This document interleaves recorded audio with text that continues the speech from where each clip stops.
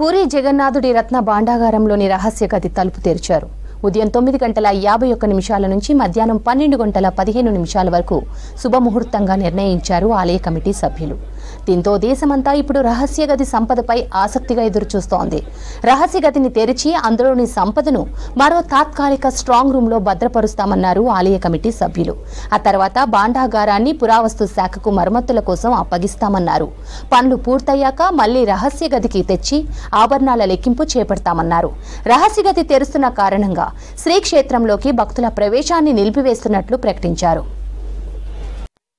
We had already crossed the first leg in part shifting of the Bahar Bhandar jewelleries and other articles. Now we have also taken a decision to open the Bhitar Bhandar again tomorrow for purpose of shifting the Ratna jewelleries of the Bhitar Bhandar, and as scheduled we are ready. I am already in Puri since this night. I am overseeing the entire issue.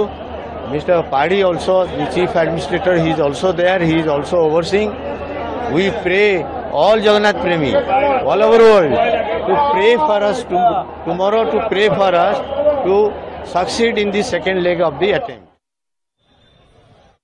आज का प्रक्रिया यही है कि जो सरकार की तरफ से मार्गदर्शिका जारी की गई है, तो आज का कार्य यही है कि जो भी हमारा भीतर रत्न भंडार में जो भी आभूषण है, जो भी वैल्यूबल्स है, उसको सरकार के द्वारा धार्य किए गए एसओपी के तहत जो अस्थायी रत्न भंडार है उसके अंदर स्थानांतरित किया जाएगा। పూరి జగన్నాథుడి రత్న భాండాగారంలోని రహస్య గది తలుపు తెరిచారు. ఉదయం 9:51 నుంచి మధ్యాహ్నం 12:15 వరకు శుభముహూర్తంగా నిర్ణయించారు ఆలయ కమిటీ సభ్యులు. దీంతో దేశమంతా ఇప్పుడు రహస్య గది సంపదపై ఆసక్తిగా ఎదురుచూస్తోంది.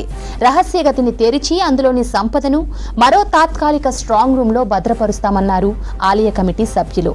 ఆ తర్వాత భాండాగారాన్ని పురావస్తు శాఖకు మరమ్మతుల కోసం అప్పగిస్తామన్నారు. పనులు పూర్తయ్యాక మళ్లీ రహస్య గదికి తెచ్చి ఆభరణాల లెక్కింపు చేపడతామన్నారు. రహస్య గది తెరుస్తున్న కారణంగా శ్రీక్షేత్రంలోకి భక్తుల ప్రవేశాన్ని నిలిపివేస్తున్నారు